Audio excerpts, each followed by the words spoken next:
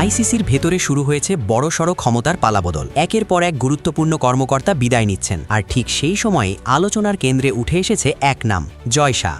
পাকিস্তান বংশোদ্ভূত প্রভাবশালী কর্তা ওয়াসিম খানের পদত্যাগ কি শুধুই ব্যক্তিগত সিদ্ধান্ত, নাকি এর পেছনে রয়েছে আরও বড় কোনো প্রশাসনিক পরিকল্পনা? ক্রিকেট বিশ্বে এখন একটাই প্রশ্ন, আইসিসি কি ধীরে ধীরে নতুন যুগে প্রবেশ করছে, আর সেই নতুন যুগের নিয়ন্ত্রক কি সত্যিই জয় শাহ? এ নিয়ে বিস্তারিত থাকছে প্রতিবেদনে। আন্তর্জাতিক ক্রিকেটের নিয়ামক সংস্থা আইসিসিতে শুরু হয়েছে বড় পরিবর্তনের হাওয়া। একের পর এক গুরুত্বপূর্ণ প্রশাসনিক পদে রদবদল হচ্ছে, আর সেই তালিকায় এবার যুক্ত হল পাকিস্তান বংশোদ্ভূত কর্মকর্তা ওয়াসিম খানের নাম।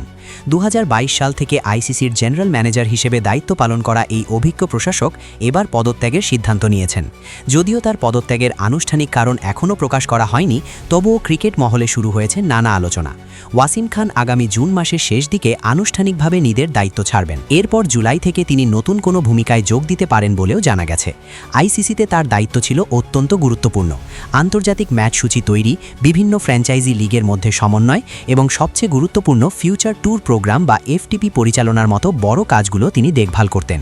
তার সময়ে আইসিসিতে বেশ কিছু বড় প্রশাসনিক পরিবর্তন দেখা যায়। শুধু ওয়াসিম খানই নন, তার পাশাপাশি আইসিসির সিইও জিওফ অ্যালার্টিস, ইভেন্টস প্রধান ক্রিস টেটলি এবং অ্যান্টি করাপশন ইউনিট প্রধান অ্যালেক্স মার্শালের মতো গুরুত্বপূর্ণ কর্মকর্তারাও নিজেদের দায়িত্ব ছেড়েছেন। ফলে স্বাভাবিকভাবেই প্রশ্ন উঠছে, এটা কি শুধুই কাকতালীয়, নাকি আইসিসিতে একটি নতুন প্রশাসনিক কাঠামো তৈরি হচ্ছে?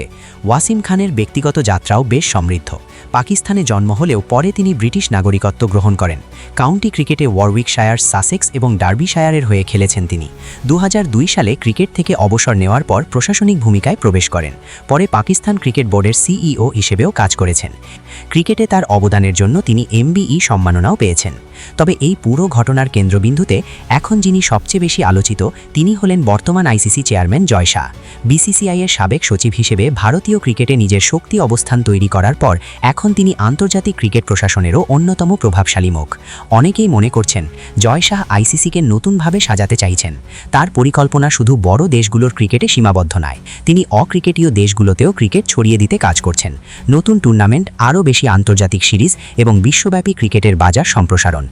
আইপিএলের মিডিয়া রাইটস চুক্তি সফলভাবে সম্পন্ন করে তিনি আগেই নিজের প্রশাসনিক দক্ষতার প্রমাণ দিয়েছেন। এমনকি ওয়ার্ল্ড ইকোনমিক ফোরামের ইয়াং গ্লোবাল লিডার্স তালিকাতেও জায়গা করে নিয়েছেন জয় শাহ। ফলে তার নেতৃত্বে আইসিসির নতুন দিক নির্দেশনা নিয়ে আগ্রহ বাড়ছে দিন দিন। ওয়াসিম খানের পদত্যাগ তাই শুধু একজন কর্মকর্তার বিদায় নয়, বরং এটি হতে পারে আইসিসির নতুন প্রশাসনিক অধ্যায়ের সূচনা। ক্রিকেট বিশ্বের অনেকেই এখন মনে করছেন, সামনে আইসিসিতে আরও বড় পরিবর্তন আসতে পারে, আর সেই পরিবর্তনের কেন্দ্রে থাকবেন জয় শাহ। এখন দেখার বিষয়, এই নতুন অধ্যায় আন্তর্জাতিক ক্রিকেটকে কতটা বদলে দিতে পারে।